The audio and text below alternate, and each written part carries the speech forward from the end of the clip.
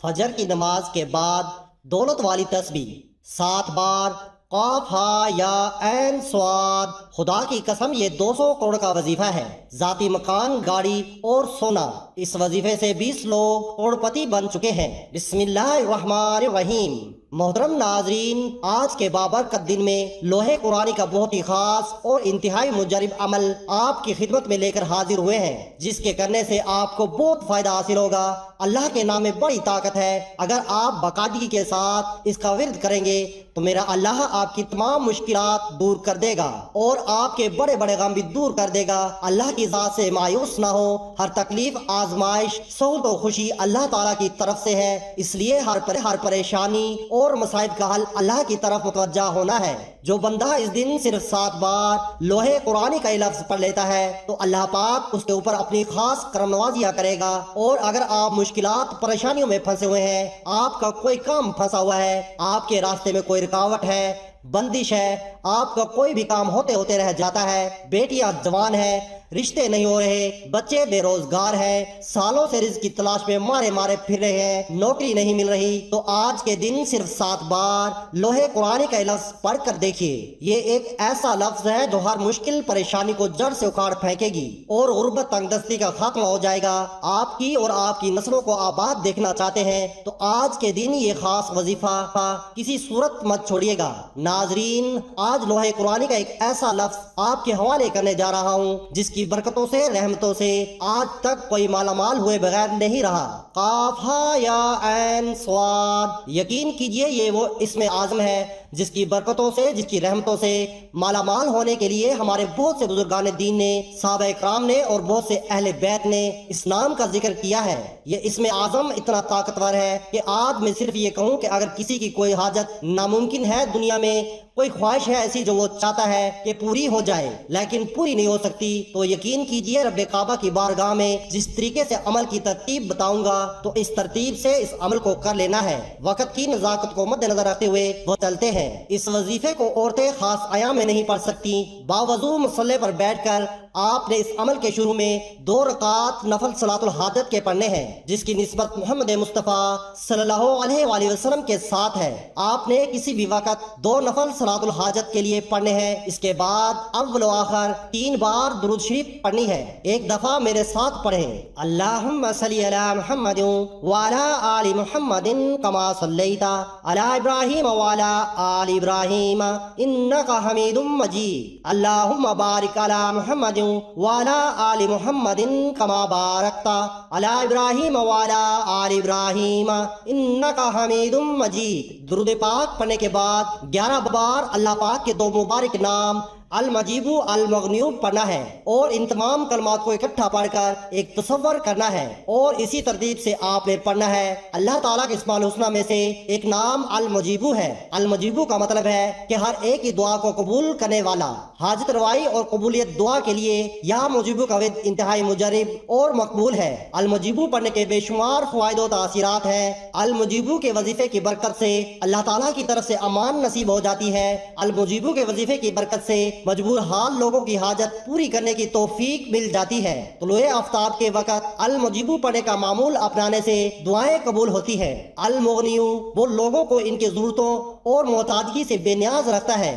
वो अपनी नवाजों में कमी नहीं करता और ना उसके बंदे इसके अलावा किसी और के मोहताज हैं। अल मुगनियू अपने बाज बंदों को हदायत और दिलों के इखलास से बेनियाज करता है। अल मुगनियू के उन्हें मार्फत व मोहब्बत और ताजीम व तकरीम की नेमत से नवाजता है और दुनियावी सुधार से ज्यादा काबिल मुकम्मल चीजों से उन्हें बेनियाज बना देता है।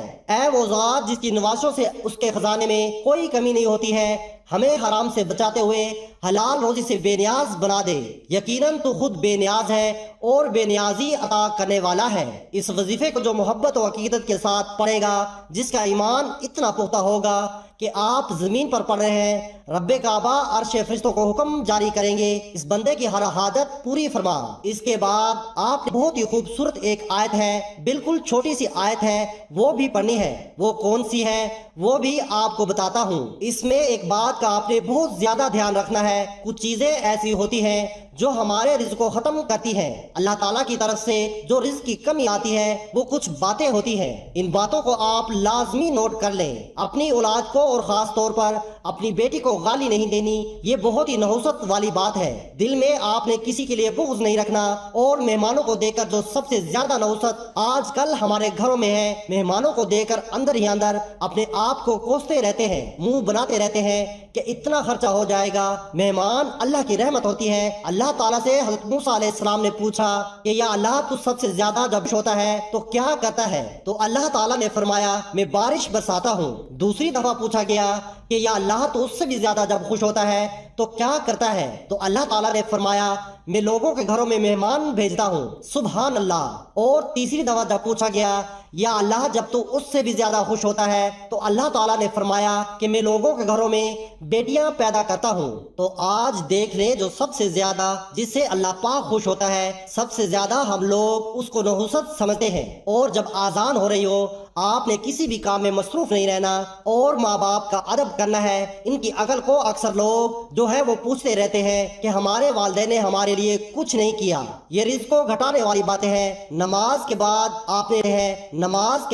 آپ نے لازمی دعا مانگنی ہے۔ دسترخوان پر جو روٹی کے چھوٹے چھوٹے ذرات ہوتے ہیں، جو کھانا بچ جاتا ہے، وہ اکثر خواتین اس کو دھو دیتی ہیں، وہ نالیوں میں چلا جاتا ہے۔ یہ رزق کی بے برکتی ہوتی ہے۔ آپ نے ان باتوں کا خاص خیال رکھنا ہے۔ یہ باتیں بتانے کا مقصد یہ ہے کہ ان چیزوں کو آپ مد نظر رکھیں گے، احتیاط کریں گے۔ سنتے وقت یہ بڑی عجیب سی لگتی ہے، بڑی چھوٹی چھوٹی باتیں لگتی ہیں، لیکن دراصل یہی ہمارے رزق میں کمی لاتی ہے۔ ہمارے گھر سے نحوست جاتی نہیں ہے ان عادات کی وجہ سے۔ آپ نے ان عادات کو بھی ختم کرنا ہے۔ اس کے بعد پھر آپ نے سیدھے ہاتھ سے قاف ہا یا عین صاد پڑھنا شروع کرنا ہے، جو کہ عمل کا خاص حصہ ہے۔ اس عمل کو سیدھے ہاتھ کے انگوٹھے پر ایک مرتبہ پڑھیں۔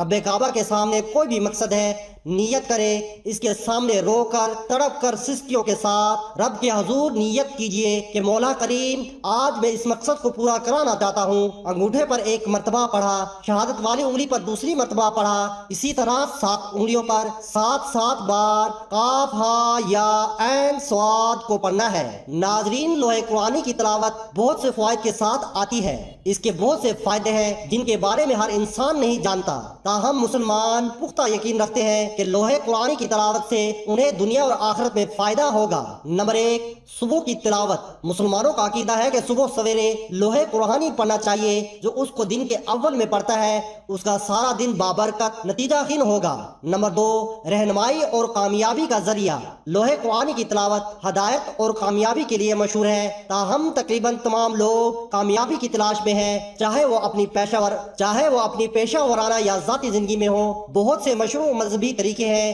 جن کے ذریعے انسان اسے حاصل کر سکتا ہے۔ ایسا ہی ایک طریقہ صبح کے وقت تلاوت قرآن ہے۔ اگر صرف تلاوت ہی نہیں بلکہ ان لکھے ہوئے الفاظ کو دیکھ کر بھی ہم اپنے دن کا آغاز اپنے یہاں اور آخرت کی کامیابی کے لیے ترتیب دے کر کرتے ہیں۔ نمبر 3، روحانی فوائد۔ لوح قرآنی سے وابستہ روحانی فائد میں ذہنی سکون، خوشی اور خالق سے تعلق کا حقیقی احساس شامل ہے۔ اگر کوئی شخص قرآن کے حروف کو روزانہ پڑھتا ہے یا دیکھتا ہے تو اس کو سینکڑوں ہے۔ نمبر 4، برائیوں سے بچاؤ۔ جدید دور میں قرآن کو بڑے پیمانے پر پڑھا جاتا ہے، خاص طور پر مسلم عقیدے کے لوگ۔ بہت سے مسلمان اپنے آپ کو اللہ کی طرف پاکیزہ بناتے ہوئے اپنے آپ کو دشمنوں اور منفی توانائیوں سے بچانے کے لیے لوح قرآنی کے ناموں کی تلاوت کرتے ہیں۔ اللہ پاک سے دعا ہے کہ اللہ پاک میرا سنانا اور آپ کا سننا اپنی بارگاہ الہی میں قبول و منظور فرمائے۔ تمام احباب سے گزارش ہے کہ اللہ کے 99 ناموں میں سے ایک نام کمنٹ میں ضرور لکھیں۔